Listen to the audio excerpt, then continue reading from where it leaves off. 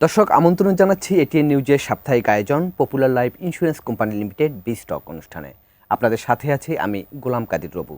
মূলত অর্থনীতি, ব্যবসা বাণিজ্যের নানা বিষয় নিয়ে আমরা এই অনুষ্ঠানে আলোচনা করে থাকি। আজ আমরা আলোচনা করতে চাই দেশের সাম্প্রতিক পুঁজিবাজার নিয়ে। দর্শক, আপনারা হয়তো লক্ষ্য করেছেন যে সাম্প্রতিক আবারও আলোচনায় এসেছে দেশের পুঁজিবাজার। বিশেষ করে প্রধানমন্ত্রী তারেক রহমানের সাম্প্রতিক বেশ কিছু নির্দেশনা, সেই সঙ্গে সিকিউরিটিজ এক্সচেঞ্জ কমিশনের নতুন চেয়ারম্যান নিয়োগ এবং পাশাপাশি ব্যাংক খাতের যে সাম্প্রতিক অবস্থা, সেটি পুঁজিবাজারের অনিবার্যতাকে আরও বেশি উপযোগী করে তুলছে। সে বিষয়টির কারণেও আসলে বাংলাদেশের পুঁজিবাজার আবারও নতুন করে আলোচনা এসেছে। বিশেষ করে দীর্ঘমেয়াদী বিনিয়োগের ক্ষেত্রে অর্থায়নের উৎস হিসেবে পুঁজিবাজার এখন ব্যাংকের বিকল্প হিসেবে তাকে গড়ে তোলা যায় কিনা এবং সেটি বাংলাদেশে কার্যকর করতে কী রকম পদক্ষেপ নেওয়া উচিত, সেই বিষয়গুলো নতুন করে আলোচনা এসেছে। আজ আমরা সেই বিষয়গুলো আমাদের আলোচনার মধ্যে নিয়ে আসব এবং এই বিষয়ে আলোচনার জন্য আমাদের স্টুডিওতে উপস্থিত আছেন Dhaka stock exchange brokers association of বাংলাদেশের সম্মানিত প্রেসিডেন্ট জনাব সাইফুল ইসলাম। যে আপনাকে স্বাগত জানাচ্ছি আমাদের এই আলোচনায়। Thank you. যে শুরুটা করতে চাই দেশের শেয়ার বাজারের এখন যে সাম্প্রতিক পরিস্থিতি। আমরা অনেক দিন ধরেই খেয়াল করি শেয়ার বাজার প্রসঙ্গে আলোচনা আসলে একটা বিষয় সব সময় আসে যে বিনিয়োগকারীদের আস্থা নেই। কিন্তু এই আলোচনাটা তো অনেক দিন ধরে, আসলে কেন বিনিয়োগকারীরা আস্থা পান না এই বিষয়টি, সেই সঙ্গে একটু আপনার কাছে যেতে চাই। সেটি হচ্ছে যে আসলে আমাদের পুঁজিবাজারের কাঠামোগত সমস্যাটা আসলে কোন জায়গায়, যে কারণে আমাদের পুঁজিবাজার এত আলোচনার পরেও খুব বেশি সাস্টেইন হয় না, কেন সেটি? Thank you. পুঁজিবাজারে বিনিয়োগকারীদের যে আস্থাহীনতা, এটা তো আপনি যেটা যথার্থ বলেছেন যে অনেক বছর ধরে এটা চলে আসছে। কেন আসছে? কারণটা হচ্ছে যে আপনার ধরেন আমাদের পুঁজিবাজার আস্থাহীনতাটা প্রথম শুরু যখন হলো তখন এটা 1996। জি, কারণ তখন বড় রকমের কেলেঙ্কারি একটা ক্র্যাশ হলো।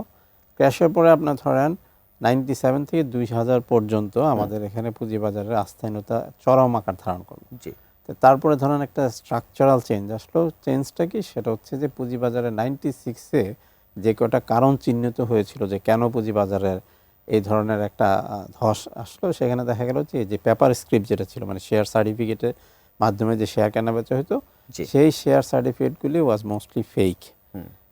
ফেক অ্যান্ড ফ্রজারির কারণে আপনার এই পুঁজিবাজারের ধসের অন্যতম কারণ।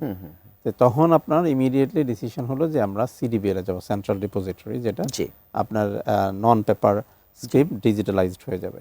এবং সেটা 98, 99, 2000-এর মধ্যে এটা মোটামুটিভাবে এটা হয়ে গেল। 2001-2-তে আমরা পুরোদমেই আমরা এটাকে ডিজিটালাইজড করে ফেললাম বা সেন্ট্রাল ডিপোজিটরি চলে গেল। তার মানে হচ্ছে স্ট্রাকচারাল, আপনি যেটা বললেন যে স্ট্রাকচারাল যে একটা মেজর ইস্যু, সে দ্যাট ওয়াজ অ্যাড্রেসড। তারপর আবার পুঁজিবাজারে আস্থা ফিরে আসা শুরু করলো। At the same time there was a change in the government. 2001 সাল থেকে নতুন গভর্নমেন্ট আসলো। আসার পরে নতুনভাবে পুঁজিবাজারকে অ্যাড্রেস করা হলো যে 96-এর যেই সমস্যাগুলি ছিল এগুলি আমরা অ্যাড্রেস করব। এই আস্থাহীনতারা কাটিয়ে দেওয়ার জন্য অ্যাট দ্য সেম টাইম দেখা গেল যে বিনিয়োগকারী লোকাল এবং ইন্টারন্যাশনাল বাজার আস্থা রাখা শুরু করলো। এবং আপনি যদি দেখেন 2001 থেকে 2006 পর্যন্ত প্রচুর আইপিও আসছে এবং আইপিওগুলি মোস্টলি ফাইন্যান্সিয়াল ইনস্টিটিউশন। কিন্তু তারপরে তো আমরা খুব বেশি আইপিও আসার দেখছি না। তারপরে আমি বলি যে মানে আপনাকে স্ট্রাকচারাল ইস্যুগুলোতে অ্যাড্রেস করতে হবে। তারপরে আবার একটা বড়সড় ধস আসলো 2010 সালে। এবং 2010 সালের পরেও ধরেন একটা তদন্ত রিপোর্ট আসলো, রিপোর্টে অনেকগুলি কারণ আসলো, কিন্তু আনফর্চুনেটলি ওই কারণগুলি অ্যাড্রেস করা হলো না, কিংবা দায়ীদের বিরুদ্ধে কোনো ব্যবস্থা নেওয়া হলো না। এবং যেটা আরও সমস্যা হলো সেটা হলো যে পুঁজিবাজার ধারাবাহিকভাবে পতনের মুখে থাকলো অনেক বছর, কোনো ভালো শেয়ার আসলো না। এবং এই কারণে এই যে ধরেন আপনার 2010 থেকে শুরু হলো 2024 পর্যন্ত যদি আমরা ধরি, ওই সময়কার সরকার যারা ছিলেন ওনারা থাকাকালীন এই বাজার কোনো রিটার্ন ক্রিয়েট করতে পারে নাই ইনভেস্টরদের জন্য। এখন যেই বাজার কোনো রিটার্ন আপনাকে দিবে না এবং আপনার বিনিয়োগের সুরক্ষা দিবে না, সেই বাজার, সেটা যে বাজারই হোক, এটা পুঁজিবাজার হোক, রিটার্ন অফ ইনভেস্টমেন্ট যদি না আসে তাহলে তো পুঁজিবাজার হোক বা মুদ্রা বাজার হোক বা অন্য কোনো বাজার হোক, সেটা আপনার আস্থা থাকবে না। আমরাও সেই সমস্যার মধ্যে দিয়ে গিয়েছি। এখন আপনি আর এটার সাথে রিলেটেড আরেকটা কোশ্চেন আপনি সবাই আমাকে করে যে আমার 33 লাখ বিনিয়োগকারী থেকে এখন 16 লাখ, তাহলে কেন, মানে প্রায় 17 লাখ বিনিয়োগকারী কোথায় গেল? নাই হয়ে গেল। কারণ হচ্ছে যে আপনার যখন রিটার্ন তৈরি করতে পারবেন না, বাট আপনি বিনিয়োগকারী হিসেবে যখন মার্কেটে থাকবেন, তখন there is always a cost for it. আপনার থেকে বিভিন্ন পর্যায়ে খরচ কাটা হবে। এবং এটা ধরেন আপনার একটা যখন আপনার জিরো রিটার্ন তখন নন বিয়ারেবল এক্সপেন্সেস হয়ে যায় ফর দ্য ইনভেস্টার্স, ওনারা আস্তে আস্তে উইথড্র করলো মার্কেট থেকে। আপনি যে কথাটি বললেন যে এই যে প্রায় 17 লাখ বিনিয়োগকারী বাজার থেকে উধাও হয়ে গেল, আর একটা কথা আপনি বললেন যে 2010 সালে শেয়ার বাজার যে কেলেঙ্কারি হলো সেখানে যারা দায়ী ছিল তাদের বিরুদ্ধে খুব বেশি দৃশ্যমান ব্যবস্থা নেওয়া গেল না, এটি বিনিয়োগকারীদের অনাস্থার একটা বড় কারণ। এখন তো আমরা দেখলাম যে গত পরশুদিন সিকিউরিটিজ এক্সচেঞ্জ কমিশনের যে নতুন চেয়ারম্যান নিয়োগ হয়েছেন মাসুদ খান, উনি কিন্তু সাংবাদিকদের এক প্রশ্নের উত্তরে বলেছেন শেয়ার বাজারে যারা দুর্নীতি করে, অনিয়ম করে, কারসাজি করে তাদের বিচার দ্রুত করার জন্য বিশেষ বেঞ্চ গঠন করা হবে। আপনি কি মনে করেন, আপনি যেহেতু এটার সঙ্গে সরাসরি ইনভলভ, আপনার পর্যবেক্ষণটা কি, কিংবা মানে আপনার অভিজ্ঞতা কি বলে যে এই বিচারটা যদি দ্রুত করা যায় তাহলে কি বিনিয়োগকারীদের হারানো আস্থা কি অনেকখানি ফিরে আসবে? অবশ্যই, বাট তার আগে আমার ধরেন নিজস্ব কিছু মতামত আছে। একটা হচ্ছে যে ধরেন আমাদের অলরেডি একটা পুঁজিবাজার ট্রাইব্যুনাল আছে, এখন একটা ট্রাইব্যুনাল আছে, বাট আপনি যখনই সেটাও তো কার্যকর না, বাট আপনি যখনই বিচার ব্যবস্থা যান সেটা অনেক লেন্দি। হ্যাঁ, সেটা আমাদের দেশে না সারা পৃথিবীতে অনেক লেন্দি প্রসিডিউর হয়, কিন্তু অন্যান্য দেশে যেটা থাকে যে ধরেন আপনার এই ধরনের সমস্যাগুলি অ্যাড্রেস করার জন্য অল্টারনেটিভ ডিসপিউট রেজুলেশন থাকে, এডিআর থাকে, আপনার আরবিট্রেশন ক্লজ থাকে বা আরবিট্রেশনের ব্যবস্থা থাকে। যে আপনি ধরেন যেটা আমাদের দেশে হয় যে একটা সমস্যা হলো, একটা ধরেন আপনি যেটা বললেন যে একটা ম্যানিপুলেশন হলো, ম্যানিপুলেশনের পরে এটা আইডেন্টিফাই হয় 2 বছর পরে, এটা রিপোর্ট জমা হয় আরো 2 বছর পরে, এবং তারপরে আপনার ট্রাইব্যুনালে এই যে দীর্ঘসূত্রিতা, এই যে মানে এটার মানে প্রসেসটাই ইজ ফ্লড। এখন আপনি ধরেন আপনি ডেইলি বেসিসে জানছেন যে কোথায় সমস্যা হচ্ছে, আদারওয়াইজ আপনার সার্ভেলেন্স থাকার কোনো কারণই নেই। এখন আপনার সার্ভেলেন্সটা 2টা পর্যায়ে থাকে, একটা হচ্ছে স্টক এক্সচেঞ্জ পর্যায়ে, একটা থাকে বিসেক পর্যায়ে, এবং এটাকে ইচ্ছা করলে আপনি immediate on the same day আপনি অ্যাড্রেস করতে পারেন। এবং যতদিন পর্যন্ত অ্যাড্রেস আপনি না করবেন, কিন্তু আপনি চিন্তা করবেন যে আমি ট্রাইব্যুনালে পাঠাবো, আমি কেস করবো, তাহলে মানে it's not going to be resolve. আমাদের কথা হচ্ছে যে আপনি মানে পুঁজিবাজারে আপনার ইমিডিয়েট অ্যাকশনে যেতে হবে, এবং অনেক বড় অ্যাকশনে যাওয়ার চেয়ে আপনি যখন জিনিসটা ছোট থাকে সেখানে বিনিয়োগকারীর ক্ষতির পরিমাণ কম হয়, আপনার স্টেপ ইন করতে হবে। কিন্তু স্টেপ ইনটা আমাদের দেশে মানে বিষয়টা এরকম যে when justice delay justice denied, এরকম মানে ইট ইজ অ্যাপ্লিকেবল ফর এটা বিনিয়োগকারীরা অনেক সময় মাথায় রাখে। অবশ্যই, মানে বাট আমরা ওই পর্যায়ে যাওয়ার দরকার নেই। পুঁজিবাজার হচ্ছে যে আপনার সারা পৃথিবীতে এখন যদি দেখেন আপনার একদম ইমিডিয়েট আপনার রেজুলেশন হয়। আপনি ধরেন যখনই দেখা যাচ্ছে যে আপনার একটা ম্যানিপুলেশন আপনার আমরা যেটা বলি বা আপনার ধরেন আদারওয়াইজ প্র্যাকটিস হচ্ছে, ইমিডিয়েটলি রেগুলেটরি স্টেপ ইন করে, ওকে ফাইন করে, সাসপেন্ড করে, বা কোনো না কোনো ফর্মে, মানে unless it is a big scam. এখন ধরেন বিগ স্ক্যামের পরিমাণও কমে আসছে সারা পৃথিবীতে, যেহেতু আপনার surveillance system is very up to date. আপনার মনিটরিং, সার্ভিলেন্স, তারপরে ওভারসাইট, এগুলো অনেকখানি স্বচ্ছতা চলে আসছে, অনেক অনেক অনেক বেশি। যেন আজকে থেকে 10 বছর আগের আজকের মধ্যে অনেক ডিফারেন্স। তারপরে ধরেন আজকাল এআই অ্যাপ্লিকেশন ইজ মোর, মানে মিনি সেকেন্ডে এটা হয়ে যাচ্ছে, যার দরুন আমাদেরকে ধরেন আমার এই যে সার্ভিলেন্স সিস্টেমগুলি সেইগুলিকে ইফেক্টিভ করতে হবে, অ্যাক্টিভ করতে হবে। আমার কাছে যেটা মনে হয় যে সেটা যত পরিমাণ ইফেক্টিভ হওয়ার কথা বা অ্যাক্টিভ হওয়ার কথা অত পরিমাণ হচ্ছে না। কিন্তু পাশাপাশি হ্যাঁ, আপনি নিশ্চয়ই বলেছেন যে ট্রান্সপারেন্সিটা আসলে খুব দরকার। পাশাপাশি আমরা যখন বিভিন্ন সময় রিপোর্ট করি শেয়ার বাজার নিয়ে, বিনিয়োগকারীরা কিন্তু এটাও বলেন যে আসলে ভালো কোম্পানির শেয়ার বাজারে নেই, আইপিও অনেক দিন ধরে বন্ধ। এই যে বিষয়টা, এইটা কেন হচ্ছে? আইপিও অনেক দিন ধরে আসছে না, পাশাপাশি ভালো কোম্পানি তারাও পুঁজিবাজারে এনলিস্ট হচ্ছে না, অনেকগুলো সরকারি প্রতিষ্ঠান সেগুলোও শেয়ার বাজারে আসছে না, তাহলে বিনিয়োগকারীদের আস্থা ফিরবে কিভাবে? এটাও তো একটা বড় কারণ। আবার খেয়াল করছি যে কোম্পানি কাগজে কলমে আছে, দীর্ঘদিন ধরে বন্ধ, কিন্তু দেখা যাচ্ছে যে সেই শেয়ারগুলোর দাম বেশি।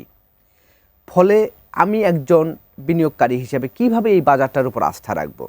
আচ্ছা, আমি একটা একটা করে আসি। প্রথম হচ্ছে যে আপনার যেটা বলেন যে কোম্পানি বন্ধ, লাস্টে যেটা বলেন কোম্পানি বন্ধ কিন্তু ট্রেডিং হচ্ছে, যে ট্রেডিং হচ্ছে, এটা নিয়ে এবং তাদেরই দেখা যাচ্ছে যে দাম বেশি। জি, বিসিক এর চেয়ারম্যান সাহেব লাস্ট থার্সডেতে এটা মোটামুটি ভাবে ক্লারিফাই করেছে যে বন্ধ কোম্পানি আর ট্রেডিং হতে দেওয়া হবে না।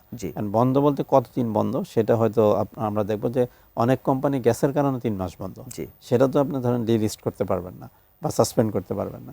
এখন ধরেন এক্সটার্নাল ইস্যুতে যদি বন্ধ হয় সেটা এক জিনিস, কিন্তু যদি company is out of production for the আপনার weak health, financial health of the company বা other reason sponsor are not in the city town, বা অনেক কোম্পানি আমরা জানি যে পলিটিক্যাল রিজনে অনেক মালিকার এখন কোম্পানিতে নেই, প্রথম হচ্ছে জিনিসগুলি আইডেন্টিফাই করতে হবে, জি করে তারপরে fine it is a decision of the বিসেক যে বিসেক কি করবে, এবং অফকোর্স বাংলাদেশ ঢাকা স্টক এক্সচেঞ্জের একটা মেজর ভূমিকা থাকে। এটা হচ্ছে একটা জিনিস। আইপিও যে কারণে আসছে না সেটার কয়েকটা কারণ আমি বলি। প্রথম আইপিও কারণ না আসার কারণ হচ্ছে যে আমাদের যে অ্যাক্সেস টু ফাইন্যান্স, যেটা জি। আইপিওতে কখন আসে মানুষ, তখন আপনার you need financing, you need access to the money. Right. এই জিনিসটা ছিল ব্যাংকিং সেক্টর থেকে একটা মানে মহা উৎসবের মতো ব্যাপার ছিল। আপনি যদি if you are an influential person or আপনি if you can arrange something with someone the bank, টাকার কোনো অভাব ছিল না আমাদের অভাব দেশে। ছিল না, রাইট। এই যে একটা মানে সংস্কৃতি ব্যাংক থেকে দাঁড়িয়েছে, সহজে ঋণ পাওয়ার পরিবেশটা। পরিবেশ ছিল, এবং ঋণ শুধু পাওয়া না, ঋণ না দেওয়ারও একটা কালচার তৈরি হয়েছে। জি জি জি। তো সেটা থেকে আমাদেরকে বেরিয়ে আসতে হবে, সেটা ছিল একটা কারণ। আরেকটা অঞ্চল কিছু এন্টারপ্রেনিউর ছিল যে আসতে চায়, কিন্তু the valuation system was not in their favour. আইনগত প্রক্রিয়াটা খুব জটিল। আইনগত না, মানে ধরেন আপনি যেই প্রাইসে কোম্পানিটা সে বিক্রি করতে চায়, কিন্তু বাজারে এই কোম্পানি মানে বাজারের রুলস রেগুলেশনটা এমন ছিল যে সেই কাঙ্ক্ষিত প্রাইসটা, হ্যাঁ, মানে একটা তো ডিজায়ার্ড প্রাইস থাকবে। আপনি you deserve something for your মানে for your goods to sell. আপনি সেটা যদি না পান তাহলে তো আপনি এটা সেল করবেন না। তো সেটা was not palatable for the এন্টারপ্রেনিউরস। জি। তো এখন এটাকে চেঞ্জ করা হয়েছে, বাট আরও চেঞ্জ করা হচ্ছে আগামী 1-2 মাসের মধ্যে। আমার মনে হয় সেই প্রবলেমটা সলভ হবে। অ্যাড্রেস করা হবে। আরও একটা কারণ ছিল যে দেখুন আমাদের এখানে আমরা যেটা বলি লিকুইডিটি ক্রাইসিস, যে বিনিয়োগকারী বড় বিনিয়োগকারী কিন্তু আসলে ছিল না। মানে ধরেন আপনার একটা গ্রামীণ ফোন আসছে, রবি আসছে, কিন্তু আরও টেলিকম আসার কথা ছিল, আরও বড় বড় কোম্পানি আসার কথা ছিল, কিন্তু এনাফ ইনস্টিটিউশনাল ইনভেস্টার্স আমাদের দেশে নাই। আমাদের মানে ইনস্টিটিউশনাল ইনভেস্টার বলতে আমি ব্যাংক বিমা বলছি না, আমাদের এখানে মিউচুয়াল ফান্ড মানে বড় বড় শিল্প গ্রুপগুলোর কথা বলছেন। হ্যাঁ, বড় বড় শিল্প গ্রুপ আসতে চেলো, যে লিকুইডিটির যে ক্রাইসিস ছিল, যেহেতু আমার মিউচুয়াল ফান্ড ইন্ডাস্ট্রি গ্রো করে নাই, সেটা একটা ক্রাইসিস ছিল। আমার foreign investors more on less nothing, insignificant, less than 1%। তো এই কারণে আমাদের লিকুইডিটি একটা ক্রাইসিস ছিল, কিন্তু সব কারণেই ছিল যে পুঁজিবাজারে বাংলাদেশ পুঁজিবাজারের একটা আস্থাহীনতা। সেটার জন্য ধরেন এই যে বর্তমান সরকার আসার আগের থেকেই বলে আসছে যে কি কি মেজার ওনারা নিবেন to bring the investors back into the market, এবং সম্প্রতি প্রধানমন্ত্রীও বলেছেন। জি জি, এবং আমার মনে হয় যে দে আর অন ট্র্যাক। যেভাবে বলছেন সেভাবে একটা একটা করে আগাচ্ছেন। ধরেন এখন 17 বছরের সমস্যা 17 দিনে শেষ হবে না, বাট 17 মাসে শেষ হবে ইনশাল্লাহ। মানে পুঁজিবাজারের উন্নয়নে সরকারের একটা ইতিবাচক মানসিকতা আমরা খেয়াল করছি। আমরা ইতিবাচক মানসিকতার সাথে সাথে কমিটমেন্ট দেখতে পাচ্ছি। জি। একটা হচ্ছে মানসিকতা, আমি I would like to do it, but actually I am doing it. জি। তো আমি এই সরকারকে দেখতে পাচ্ছি দে আর অ্যাকচুয়ালি ডুইং ইট। আপনার কথা প্রসঙ্গে আরেকটি বিষয় জানতে চাই। এই যে আপনি বলছিলেন যে বড় বড় যারা শিল্প গ্রুপ, আমরা খেয়াল করছি যে বিশ্বের যদি অন্যান্য দেশের দিকে আমরা তাকাই, দীর্ঘমেয়াদী বিনিয়োগের ক্ষেত্রে অর্থের উৎস হিসেবে তারা সবাই পুঁজিবাজার থেকে অর্থ সংগ্রহ করে, কিন্তু বাংলাদেশের চিত্রটা একেবারেই যেন ভিন্ন। মানে আপনার টাকার প্রয়োজন হলেই আপনি শুধুমাত্র ব্যাংকের দিকে যান। এই যে ব্যাংক নির্ভরতা, বড় বড় শিল্প গ্রুপগুলো, বড় বড় ব্যবসায়ী গ্রুপগুলো যে পুঁজিবাজারকে উপেক্ষা করে ব্যাংক নির্ভরতা, এইটি আসলে কেন? এই প্রশ্নের উত্তরটি আসলে আপনার কাছ থেকে একটু জানবো। তার আগে নিচ্ছে ছোট্ট একটি বিরতি। দর্শক, আপনারা দেখছেন Popular Life Insurance Company Limited বিস্টক। এবার নিচ্ছে ছোট্ট একটি বিরতি, আমাদের সঙ্গেই থাকুন।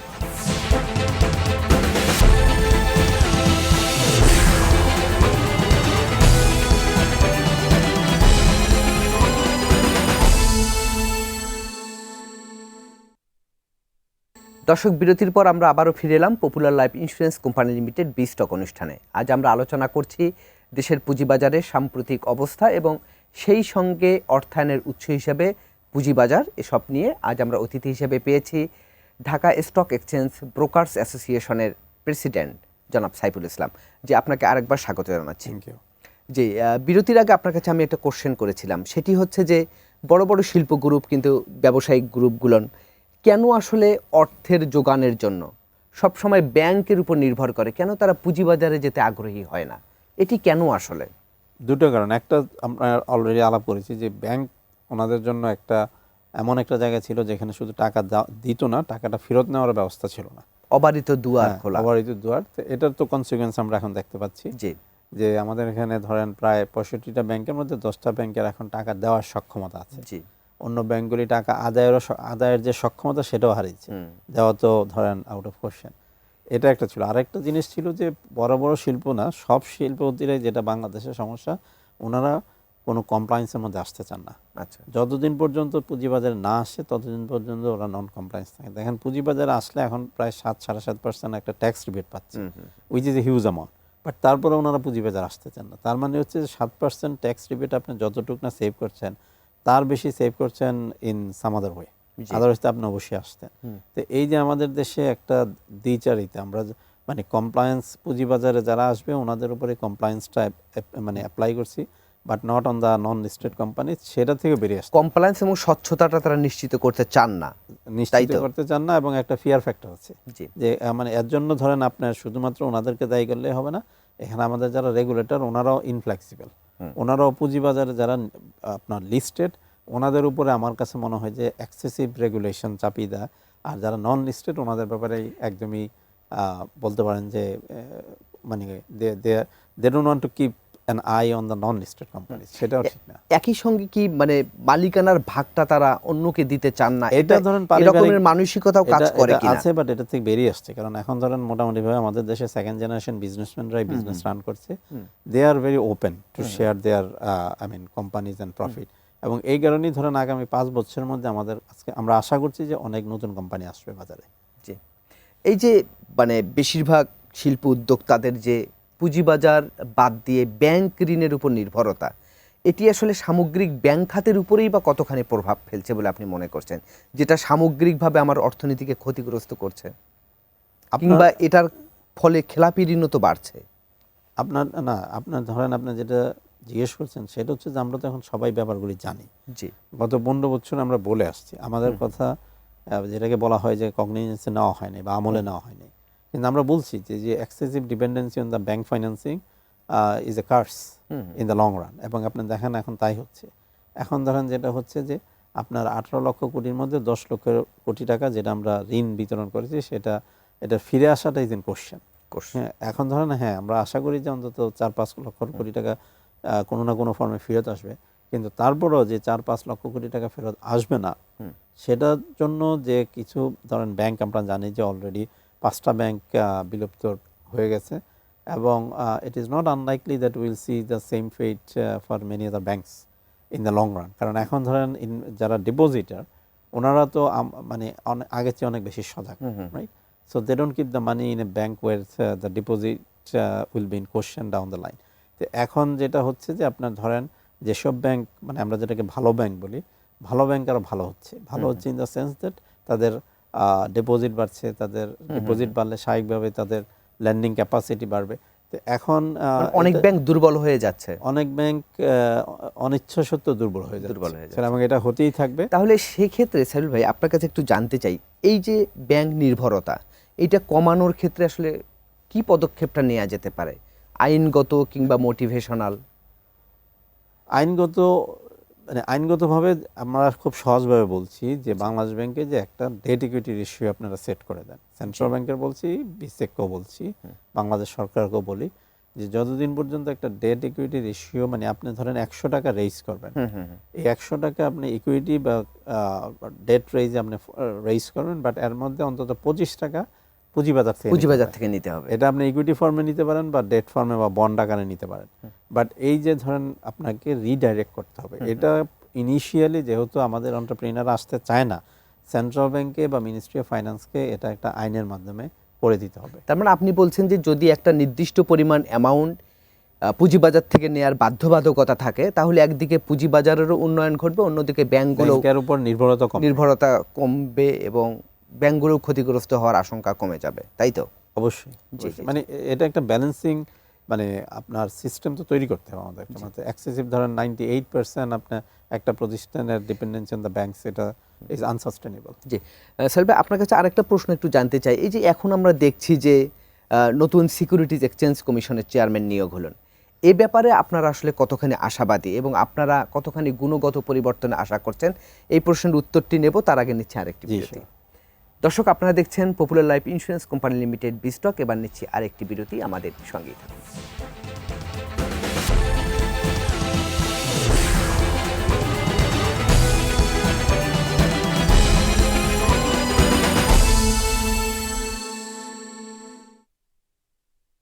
দর্শক, বিরতির পর আবারও ফিরে এলাম। আজ আমরা আলোচনা করছি দেশের পুঁজিবাজার নিয়ে। আমাদের সঙ্গে অতিথি হিসেবে আছেন Dhaka stock exchange brokers association of বাংলাদেশের সভাপতি জনাব সাইফুল ইসলাম। যে আপনাকে আরেকবার স্বাগত। বিরতির আগে আপনার কাছে জানতে চেয়েছিলাম যে যেটি হচ্ছে যে এই যে এখন সিকিউরিটিজ এক্সচেঞ্জ কমিশনের যে নতুন চেয়ারম্যান নিয়োগ হলো, এখন সেক্ষেত্রে আপনারা আসলে কতখানি আশাবাদী গুণগত পরিবর্তনের ক্ষেত্রে, এবং সব মিলে এটি আপনাদেরকে কতখানি আশাবাদী করছে? সেই সঙ্গে প্রধানমন্ত্রী তারেক রহমানের বেশ কিছু নির্দেশনা, এর ফলে আপনারা আসলে কতখানি আশাবাদী হচ্ছেন নতুন করে? প্রথম হচ্ছে যে পুঁজিবাজারে শুধু চেয়ারম্যান নিয়োগ হয়নি, চেয়ারম্যান ছাড়াও আপনার 3জন কমিশনার নিয়োগ হয়েছে। জি। এবং এটা কিন্তু part of the current government's policy, জি। যে আসার আগে বলেছে যে ওনারা এসে they will reconstitute the BSEC. আসার পরে সময় নিয়েছে because they took some time to identify the right person. সেখানে আপনি হয়তো অবশ্যই জানেন যে 3জন কমিশনার, একজন চেয়ারম্যান নিয়োগ দেওয়া হলো, আরেকজন কমিশনারকে নিয়োগ দেওয়া হলো। বাট এই যে 4জনের এই পর্যন্ত যারা আসছেন তাদের ব্যাপারে আমরা অত্যন্ত আশাবাদী। কারণটা হচ্ছে দেখেন, আপনি একজন একজন করে যদি দেখেন, যে যিনি চেয়ারম্যান হিসেবে আসছেন ওনার প্রায় 45 years of experience in the private corporate সেক্টরে, starting from the multinational to the local company. জি। তো ওনার কাজ করার অভিজ্ঞতা not only in the accounting and finance, ওনার কাজ করার অভিজ্ঞতা policy making, marketing, sales, company management, আপনার স্ট্রাকচার ফাইন্যান্সিং, আপনি যা বলেন মোটামুটিভাবে 45 years is a long time. এবং উনি মোটামুটিভাবে আপনার ধরেন প্রফেশনাল ওয়ার্ল্ডে he is a very known person, সবাই ওনার সাথে কাজ করেছে। হি was associated with various chambers এবং মাল্টিল্যাটারাল এজেন্সির সাথেও বিভিন্ন সময় বিভিন্নভাবে কাজ করেছে। অতএব ওনার ব্যাপারে তো ধরেন আমরা সবাই জানি। সেকেন্ড যারা তার অভিজ্ঞতা এবং বাস্তব জ্ঞান, দুটোই তার উনি মানে সবই জানে পুঁজিবাজারে যে ইস্যুগুলি আছে। তারপর আপনি আসেন যে আমাদের যে 3জন কমিশনার আসেন, যিনি ল কমিশনার অত্যন্ত অভিজ্ঞ, উনি ব্যক্তিগতভাবে এগুলি নিয়ে ডিল করেছেন, আমাদের ইস্যুগুলি নিয়ে বহু বছর। সেকেন্ড আসছেন আপনার যে 2জন কমিশনার আসছেন, they also have very wide experience. তো যার ধরুন আমরা মনে করি যে it's a very rich BSEC commission that has been reconstituted. তো যার জন্য আমরা খুবই আশাবাদী, এবং ধরেন আপনারা জানেন যে যদিও খুব বেশি দিন সময় হয় নাই, এর মধ্যে আপনাদের সাথে ইন্টারাকশন হয়েছে, আমাদের সঙ্গে, এবং ওনাদের অ্যাপ্রোচটা অনেক প্র্যাকটিক্যাল। এটাই হচ্ছে জিনিস। পুঁজিবাজারে ধরেন আপনার পুঁজিবাজারটা কাদের? পুঁজিবাজারটা হচ্ছে যে সাধারণ মানুষের, পুঁজির যোগানদাতা হিসাবে। সেখানে আপনি you have to give them the comfort that you are actually thinking about them. না, আমরাও খেয়াল করছি সিকিউরিটিজ এক্সচেঞ্জ কমিশনের যে ইতিবাচক মনোভাবটা, সেটা আমরা আসলে খেয়াল করছি। আরেকটি বিষয় একটু জানতে চাই, সেটি হচ্ছে যে আমরা বিগত ইনটার্ম গভর্নমেন্টের সময় আমরা দেখেছি যে পুঁজিবাজারে কারসাজি, অনিয়মের সঙ্গে জড়িত বিভিন্ন ব্যক্তির প্রায় 1400 কোটি টাকা যে জরিমানা হয়েছিল, সেই জরিমানাটা কি কোনো আদায় হয়েছে, কিংবা তাদের বিরুদ্ধে কোনো ব্যবস্থা হয়েছে কি? আচ্ছা, প্রথম হচ্ছে যে আপনার আমাদের চেয়ারম্যান মহোদয় বলেছেন অন থার্সডে যে জরিমানার পরিমাণ মানে নট ইভেন 0.5%, এটা বোধহয় 0.02% বা সামথিং। তার মানে জরিমানা আদায় হয়নি। কিন্তু জরিমানার যে প্রসেসটা ডিউরিং দ্য প্রথম হচ্ছে যে আমরা বলেছি যে ধরেন যে যারাই আপনার অনিয়মের সাথে জড়িত ছিল তাদের সবাইকেই মানে একটা শাস্তিমূলক ব্যবস্থায় আনা হোক, কারণ এটা তো 17 বছর ধরে চলছে। কিন্তু আবার যে পন্থায় জরিমানা করা হয়েছে সেটা আমরা তখনও বলেছি যে ইট ইজ মানে এই জরিমানা কখনোই আদায়যোগ্য হবে না। কারণ আপনি যখন জরিমানা করেন এটা একটা রিজনেবল জরিমানা হতে হবে। আপনি ধরেন কাউকে 500 কোটি টাকা যদি জরিমানা করেন, এই 500 কোটি টাকা দেওয়ার ক্যাপাসিটি আছে কিনা, বা যারা জরিমানা করছেন সে কিন্তু অ্যাকচুয়াল বেনিফিশিয়ারি ছিল কিনা, এগুলি যথার্থভাবে দেখা হয়নি। যাদেরকে জরিমানা করা হয়েছে ওনাদেরকে ডিফেন্ড করার যথেষ্ট সুযোগ দেওয়া হয়নি। আমরা যেটা বলি যে সেটা হচ্ছে এগুলি ধরেন আপনার আলটিমেটলি কোর্টে যাবে, কোর্টে যে আগামী 10, 15, 20 বছর এগুলি সমাধান সময় সাপেক্ষ। আমরা বলি যে এটা আরবিট্রেশন প্রসেসে সমাধান করা হোক। কারণ সমাধান মানে পুঁজিবাজারে আপনার পুঁজিবাজারের বিসেক যেটা নিয়ন্ত্রণ সংস্থা, ওনাদেরকে যদি ধরেন কোর্ট কাচারি বিচার আচার এবং এসব নিয়ে ব্যস্ত থাকতে হয় তাহলে পুঁজিবাজারে তো আমরা আগাবো না। ওনাদের কাজই হচ্ছে পলিসি মেকিং করে ছেড়ে দেওয়া।